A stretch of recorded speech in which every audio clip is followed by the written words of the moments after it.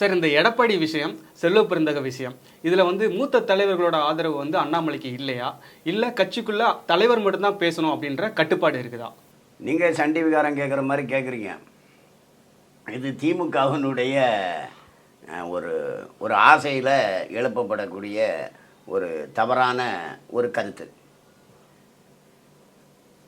ஒரு போர்னா கேப்டன் முன்னாடி போவாரா பின்னாடி போவாரா? கேப்டன் தான் முன்னாடி போவார், அணித்தலைவர் தான் முன்னெடுத்து செல்வார்.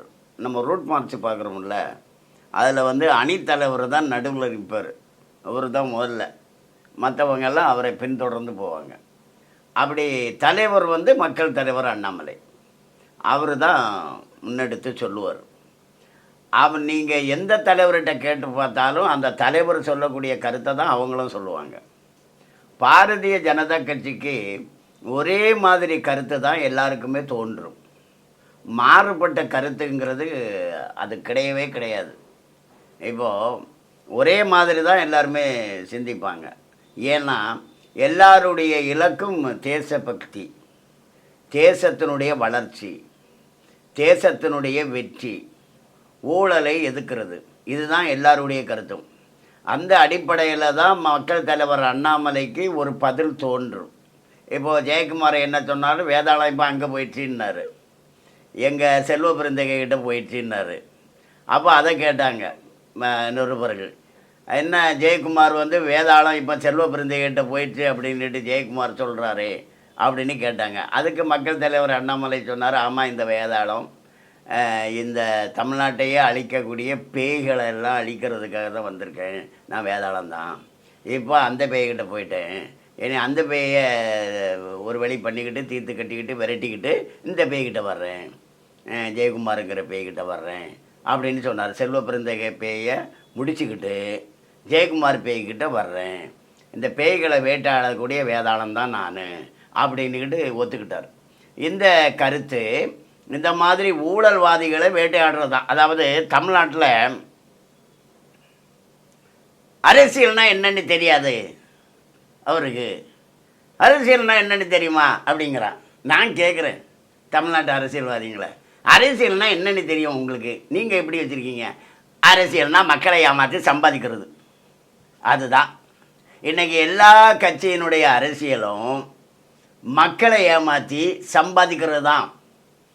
அவன் அளவுக்கு அதிகமாக வச்சுருக்கான், அப்படி தான். அவங்ககிட்ட வந்துடக்கூடாது, யாரும் கணக்கு கட்டக்கூடாது, ஆமாம் இங்கே வராதுங்க அப்படின்னு சொல்லுவான். ஏன்னா அவன் கவுன்சிலராக இருப்பான், பல கோடி சேர்த்து வச்சுருப்பான். அப்படி சம்பாதிக்கிறது தான் அரசியல். அதுதான் அவங்க சொல்கிறது, அரசியல் அண்ணாமலைக்கு தெரியுமா, அரசியல் அண்ணாமலைக்கு தெரியுமா அப்படிங்கிறது. அதனுடைய அர்த்தம் என்னென்னா, அப்படி நைஸாக மக்களை ஏமாற்றி சம்பாதிக்கிறது தானேயே அரசியல். மக்கள் தலைவர் அண்ணாமலைக்கு அது தெரிஞ்ச மாதிரியே இல்லையே அப்படின்னு அவன் வருத்தப்படுறான். அவருக்கு தெரியுமா, அவருக்கு தெரியுமாண்ணா. அப்போ நாம் என்ன சொல்கிறோம், டேய் தம்பி, அரசியலுங்கிறது சம்பாதிக்கிறது இல்லைடா, அரசியலுங்கிறது மக்களுக்கு சேவை செய்கிறது, மக்களுக்கு உதவுறது, ஊழலை ஒழிக்கிறது, அதுதான் அரசியல். அந்த அரசியல் அண்ணாமலை ஐபிஎஸ்க்கு நல்லாவே தெரியும்.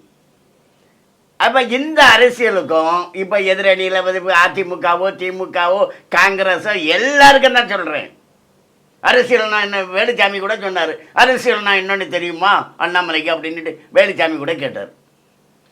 எல்லாரும் அப்படி தான் கேட்குறாங்க, அரசியல்னா என்னன்னு தெரியுமா. அது உங்களுக்கு நான் கேட்குறேன், அரசியல்னா என்ன சொல்லுங்கள் என்கிட்ட. உங்கள் அர்த்தம் என்ன அரசியல்னா? யாரு கூடயா கூட்டணி வச்சுக்கணும், யாரு கூடயா சேர்ந்துக்கணும், 4 காசு சம்பாதிக்கணும், என்ன குடும்ப சொத்தை கூட்டிக்கணும், இதுதானே உங்கள் அரசியல். இந்த அரசியல் எங்களுக்கு தெரியும், ஆனால் அதை நாங்கள் செய்ய விரும்பலை. இந்த அரசியலை நாங்கள் எதிர்க்கிறோம். பிஜேபியை பொறுத்த மட்டும் இல்லை, மக்கள் தலைவர் அண்ணாமலை மாநில தலைவர், அவர் என்ன நினைக்கிறாரோ அதை தான் எல்லாரும் நினைக்கிறது.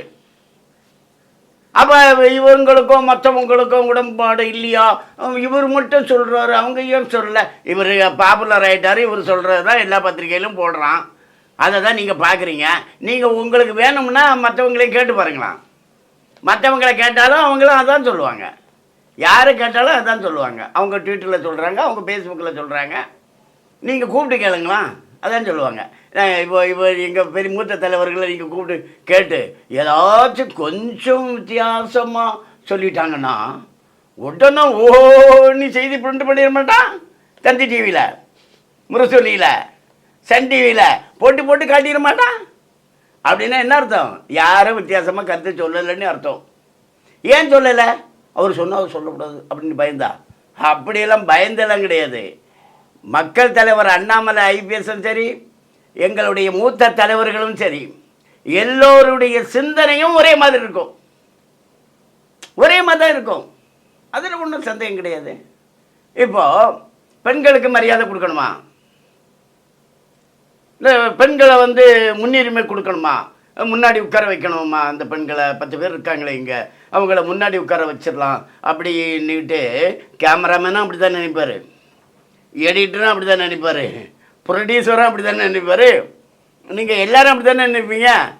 பெண்களை முன்னாடி உட்கார வைக்கணும்னா ஒவ்வொருத்தருடைய கருத்தாட்டம் இருக்கும். அதில் மாற்றம் இருக்காதே. இல்லை பெண்கள் அப்படியெல்லாம் முன்னாடி உட்காரக்கூடாது, பெண்கள்லாம் பின்னாடி தான் உட்காரணும், நடுவில் தான் உட்காரணும் அப்படி யாராவது சொல்கிறீங்களா? யாரும் சொல்ல மாட்டீங்க. நீங்கள் எல்லாரும் பெண்களை முன்னாடி உட்கார வைக்கணும்னு தான் சொல்லுவீங்க. ஒத்த கருத்தாக தான் இருக்கும். கேட்டால் அப்படி தான் சொல்லுவீங்க. கேட்கலன்னா ஒருத்தர் சொல்லியிருப்பார், மற்றவங்க சொல்லாமல் இருப்பாங்க. அவ்வளோதான். யார் முன்னுக்கு நின்று அந்த நிகழ்ச்சியை நடத்துகிறாங்களோ அவங்க சொல்லுவாங்க பெண்கள்லாம் முன்னாடி இருக்கட்டும்னு சொல்லுவாங்க. பாரதிய ஜனதா கட்சியை முன்னுக்கு நின்று நடத்துறது மாநில தலைவர், மக்கள் தலைவர் அண்ணாமலை ஐபிஎஸ். அதனால அவர் பேட்டி கொடுக்குறாரு. அவருடைய கருத்து தான் மூத்த தலைவர்களுடைய கருத்து. இதில் என்ன சந்தேகம்? இப்போ திமுகவில் யார் பேசுகிறா, காங்கிரஸில் யார் பேசுகிறா? எல்லாருமா பேசிட்டு கிடக்குறாங்க. ஒருத்தர் தானே பேசுகிறாங்க. அது மாதிரி ஒருத்தர் தான் பேசுவாங்க. இப்போது வேலுச்சாமி அநாகரிகமாக பேசுனதுக்கு கண்டனம் தெரிவித்து கருப்பு முருகானந்தம் பேசியிருக்கிறாரு, கருநாகராஜன் பேசியிருக்கிறாரு, நிறைய பேர் பேசியிருக்காங்களே. எங்களுடைய துணைத் தலைவர் நாராயணன் திருப்பதி பேசியிருக்கிறாரு. எல்லாரும் பேசுகிறாங்களே, கட்சியில் எல்லாரும் பேசுகிறாங்க. மூத்த தலைவர்கள் பொன் ராதாகிருஷ்ணன் பேசுகிறாரு, தமிழிசை அக்கா பேசுகிறாங்க, எல்லோரும் பேசுகிறாங்க, எச் ராஜா பேசுகிறாரு, எல்லோரும் பேசுகிறாங்க. யார் பேசினாலும் எப்படி அந்த அவையில் பெண்களை முன்னாடி உட்கார வைக்கணுங்கிறது எல்லாருடைய கருத்தாக இருக்குமோ அதே போல் ஒவ்வொரு கருத்தும் அனைவருடைய கருத்தாகவும் இருக்கும். ஏன்னா அனைவருடைய இலக்கும் ஒன்று. இதுதான் விஷயம். லைக், ஷேர் அண்ட் சப்ஸ்கிரைப் பண்ணாதவங்க இப்பவே சப்ஸ்கிரைப் பண்ணிருங்க. எங்களோட அப்டேட்ஸ் உங்களுக்கு வரணும்னா பெல் பட்டனை பிரஸ் பண்ணுங்க.